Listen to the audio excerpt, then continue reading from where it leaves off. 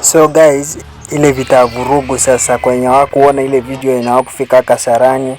So guys, hebu kwanza chekini venye Mbavu Destroyer aliingia kwa hii ring. Yaani jamaa aliingia kama Undertaker.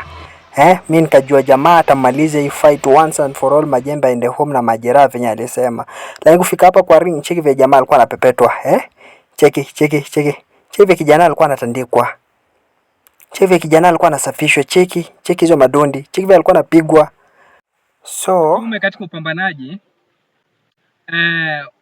ukianza kupambana unafaa kupambana hadi mwisho, yani hadi ufanikiwe, usikate tamaa.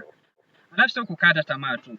Wakati upo safari yako ya upambanaji kutafuta riziki nini na nini, mtoto wa kiume ufai kujichocha kupiga mbwembwe kabla ya kuona mafanikio. Unafaa kupambana kufanikiwa kwanza ndio uanze kuongea au mafanikio yako yenyewe yaongee. So wewe kujichocha na kuongea kabla ya kuona mafanikio yako.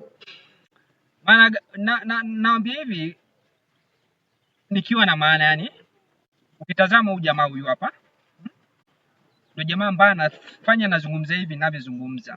Na hii ni mfano kuu pia katika maisha. Wakati unapambana, wakati una jitihada zako kupambana, unafaa kuvizingatia vitu fulani sana, yani usikuwe mtu wa kukulupuka tu kuzungumza, sio kujipiga kifua ukidhani kwamba kila kitu kinawezekana hivi kirahisi kibati au kwa muonekano wako. Huko nje mambo sio hivyo unaofikiria. Kwa hivyo huyu jamaa ndio amenipa funzo sana, yani huyu jamaa amekuwa mtu wa kuteta sana kwenye mtandao za kijamii. Huyu mtu amekuwa akizungumza sana, ndugu yangu ambaye ni Mbavu Destroyer. Amekuwa akizungumza sana, akipiga gumzo wakati walikuwa wana ile safari ya kuuza zile ni yao pigani yao nini na nini. Amekuwa akizungumza sana kupitiliza kiwango cha mazungumzo. Unajua hata kama ndo ile maneno ya kutengeneza nini, ufai kupitiliza kiwango hicho. Ya unafaa kuzungumza kidogo na limit maneno yako. Lakini yeye alizungumza sana mpaka watu wakaona ni kama hero, anaweza akafanikisha kile pigano, lakini mwisho wa siku alikuja akaanguka mara moja. So sijui vijana mmechukulia nini kutokana na huyu mwamba hapa? Ni nini mmechukulia kutokana na huyu mwamba hapa? Alafu pia ni nini nyingine umechukulia kutokana na huyu mwamba hapa?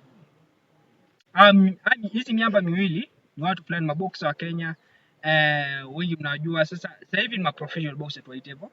Bado hujahitimu vile, lakini sasa umejifunza nini kwa maisha hata kama sio boxing? Niambie hapo kwenye comment section.